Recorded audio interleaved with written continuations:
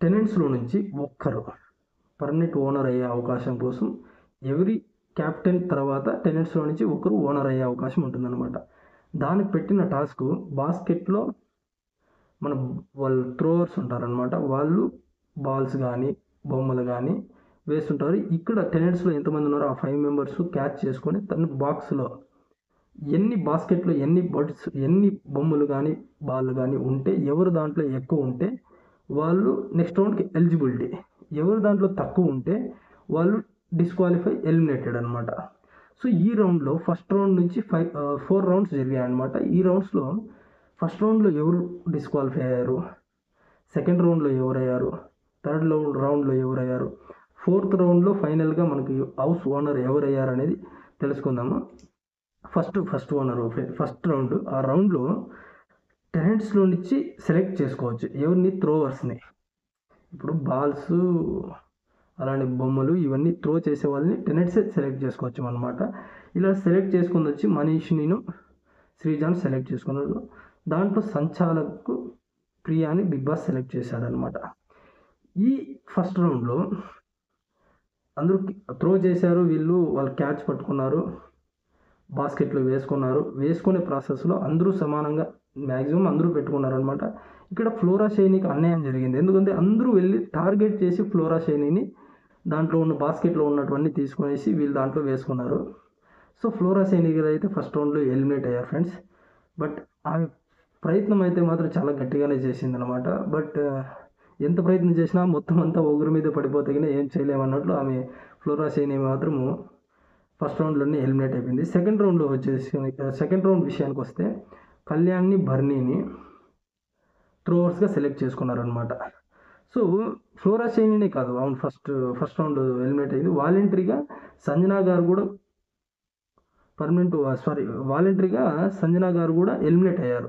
ఎందుకంటే తనకు తాను ఈ 5 మెంబర్స్లో ఎవరన్నా వెళ్ళినా నాకు హ్యాపీని, నేను ఆల్రెడీ ఆడిపోయి వచ్చాను కాబట్టి నాకేం పర్లేదు అనేసి ఈమె డిసిషన్ తీసుకొని ఆమె ఎలిమినేట్ అయిపోయి సొంతంగా. సో దాని తర్వాత వీళ్ళిద్దరూ కలిసి ఎవరికి సపోర్ట్ చేయాలనుకుంటున్నారో వాళ్ళకి నెక్స్ట్ రౌండ్లో సపోర్ట్ చేయొచ్చు. సో సెకండ్ రౌండ్ విషయానికి వస్తే కళ్యాణ్, భరణి గారు వచ్చి త్రోవర్స్. ఇందులో కూడా సంచాలకుగా మన ప్రియానే. ఇక్కడ సుమన్ గారికి అన్యాయం జరిగింది ఈ రౌండ్లోనే. ఎలా అంటే క్యాచ్ చేసుకున్నారు, ఎక్కువ బొమ్మలు అన్నీ పెట్టుకున్నాడు, అంతా ఓకే. బట్ ప్రొటెక్షన్ చేసుకునే ప్రాసెస్లో డిఫెండింగ్ అన్నారు వేరే వాళ్ళకైతే. మన సుమన్ శెట్టి విషయానికి వచ్చే మాత్రం ఫైటింగ్ అంటున్నారు, కొట్టాడు అంటున్నారు. ఇది ఎంతవరకు కరెక్ట్ అనుకుంటున్నారు మీరు? ఎవరికన్నా మీకు అలానే అనిపిస్తుంది అంటే ప్లీజ్ కామెంట్ చేయండి. నా విషయానికి వచ్చేతలకైనా 110% సుమన్ శెట్టి గారు ప్రొటెక్ట్ చేసుకున్నారు అనమాట. అది వీళ్ళకి కొట్టాడు అని అనిపించింది. మేబీ ఫస్ట్లో అలా ఇచ్చేసాడు. ఎప్పుడు సంచాలక్ చెప్పారో కొట్టకూడదు అని, అప్పుడు నుంచి చాలా సింపుల్గానే ఇట్లా ప్రొటెక్ట్ చేసుకుంటున్నాడు అనమాట తన బాస్కెట్లో ఉన్న బాల్స్ కానీ బొమ్మల్ని. సో ఆ ప్రొటెక్షన్ ప్రాసెస్లో ఎప్పుడు ప్రియా చూసిందో అప్పుడు తన టీషర్ట్ని ఇలా అన్నాడు. ఇలా అనడం వల్ల కొట్టాడు అనేసి డైరెక్ట్ ఎలిమినేట్ చేసేసింది మన ప్రియా. సో ఇది చాలా అన్ఫెయిర్ అనిపించింది నాకు. ఎందుకంటే సుమన్ శెట్టి గారు బాగా ఆడుతున్నాడు ఆట. సో అతన్ని డిసప్పాయింటెడ్ చేసేసి సుమన్ శెట్టి గారు కూడా ఎమోషనల్ అయ్యారు. తొన్నేసి ఓకే లైట్ తీసేసుకొని వెళ్ళిపోయాడు. బాస్కెట్లో ఉన్నటువన్నీ వీళ్ళు తీసుకున్నారనమాట. ఎవరు, రీతు వాళ్ళంతా తీసుకునేసి వాళ్ళ దాంట్లో ఫుల్ చేసుకున్నారు. సో ఈ రౌండ్లో సుమన్ శెట్టి గారిని ఎలిమినేట్ చేసేసారు. అది ఏదో మిస్టేక్ అదే తగిలింది అనేసి ఎలిమినేట్ చేశారనమాట. అలానే కౌంటింగ్ విషయంలో కూడా ఎలిమినేట్ చేయాలని ప్రియా అంటే అప్పుడు వద్దు అవును అనేలాగా రీతు మాట్లాడింది. సో దానికి ఫేవరిజంగా వచ్చినప్పుడు అవును అని, ఫేవర్గా లేనప్పుడు వద్దు అనేసి ఇలా మాట్లాడింది అనమాట. ఎందుకంటే రీతు దాంట్లో చాలా తక్కువ ఉన్నాయి. సో ఇలా వద్దు అవును అనే దాంట్లో రీతు అయితే మిస్టేక్ చేసింది. దీనికి ఆల్రౌండ్గా మనం చెప్పాలంటే సంచాలకుగా చేసిన ప్రియా అయితే మిస్టేకే. ఎందుకంటే మన సుమన్ శెట్టి గారిని ఎలిమినేట్ చేసింది లాస్ట్ దాకా కాకుండా ఫస్ట్లోనే. సో అది చాలా అన్యాయం అనిపించింది అనమాట. తర్వాత రౌండ్ వచ్చేసి మూడో రౌండ్లో వచ్చేసి శ్రీజ సంచాలక్, మనకు పవన్ను హరీష్ వచ్చేసి థ్రోయింగ్.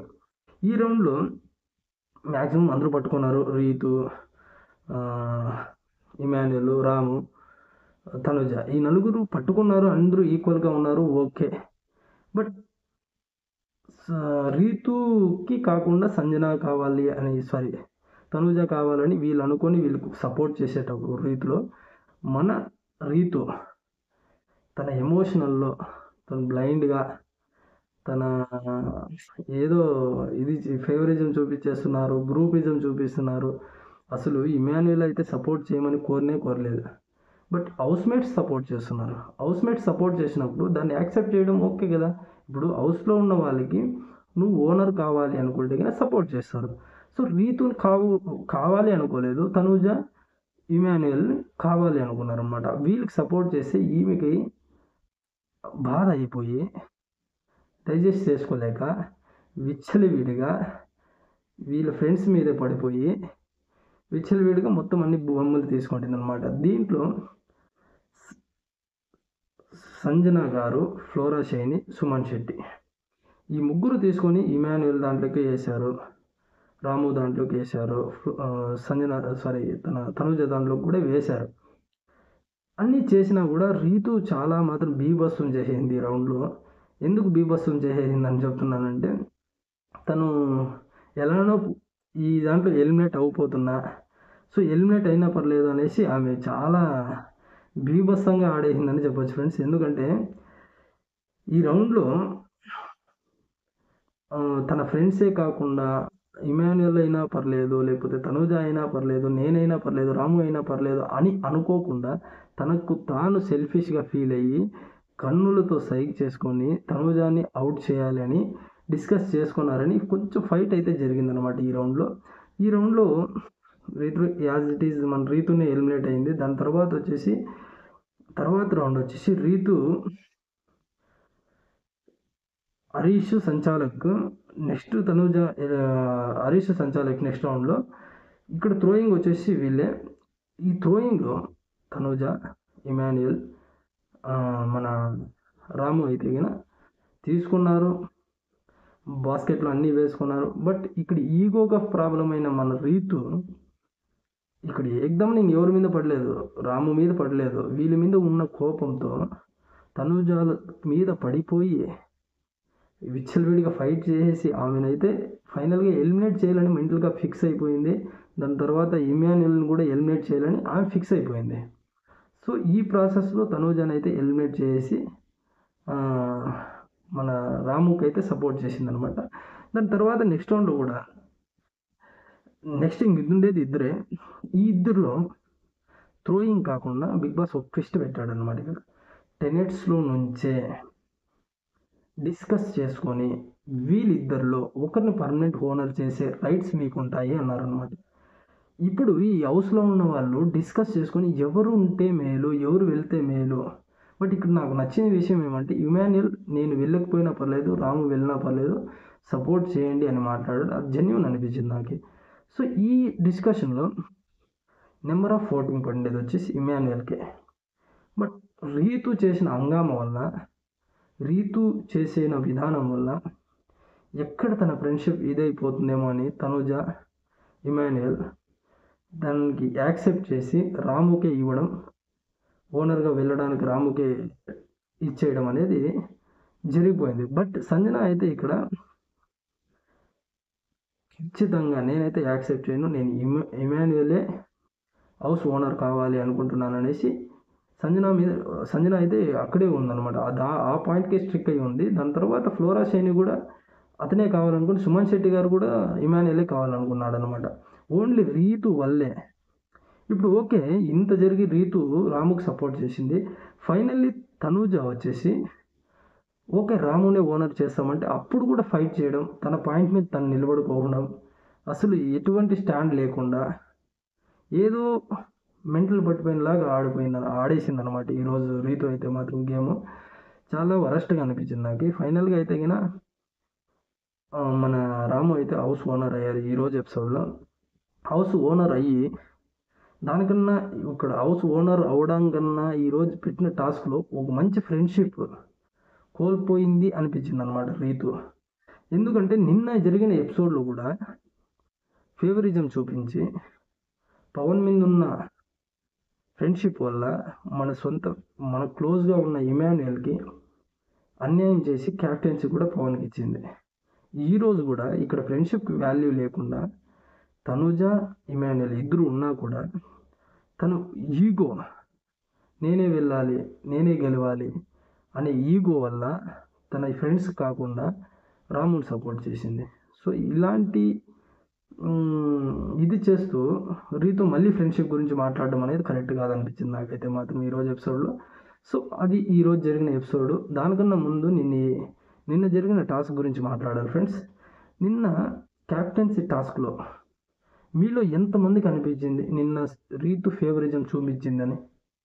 ఒకసారి మీకు అనిపించింటే కనుక ప్లీజ్ కామెంట్ చేయండి, నేను చెప్తా అది ఎందుకని.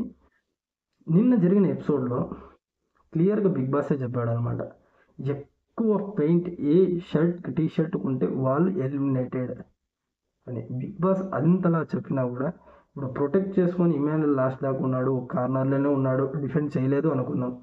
బట్ కలర్ కాలేదు కదా, దాన్నే పరిగణనలోకి తీసుకొని క్యాప్టెన్సీ సెలెక్ట్ చేయాలి. So most of the painting అయ్యేది వచ్చి పవన్కి. బట్ ఇక్కడ సెలెక్షన్ విధానంలో ఫేవరిజం చూపించింది కదా, మరి ఇమాన్యుయల్ని ఎందుకు క్యాప్టెన్ చేయలేదు? అసలు కలరే తక్కువ ఉంది, నెక్ దగ్గర తక్కువ ఉంది, అలానే ఇక్కడ టీషర్ట్ కింద భాగంలో కూడా అసలు కలర్ అయ్యలేదు. బట్ ఆ విషయంలో వస్తే కూడా ఎక్కువ ఆడాడు, డిఫెండ్ చేశాడు అని పవన్ అయితే కానీ క్యాప్టెన్సీ చేసిందనమాట. ఇక్కడ కూడా ఫేవరిజమే, ఎందుకంటే డిమాండ్ తన పక్కనే తిరుగుతుంటాడు, ఏదో నెక్స్ట్ హౌస్లోకి రావడానికి లేకపోతే హౌస్ అసిస్టెంట్గా పెట్టుకుంటాడు, అదా ఇది అని ఎన్నెన్నో ఆల్రెడీ మాట్లాడుకున్నారు కదా లాస్ట్ ఎపిసోడ్లో కూడా, నేను క్యాప్టెన్ అయితే కన్నా నీకు యాక్సెస్ ఇస్తాను అది ఇది అని.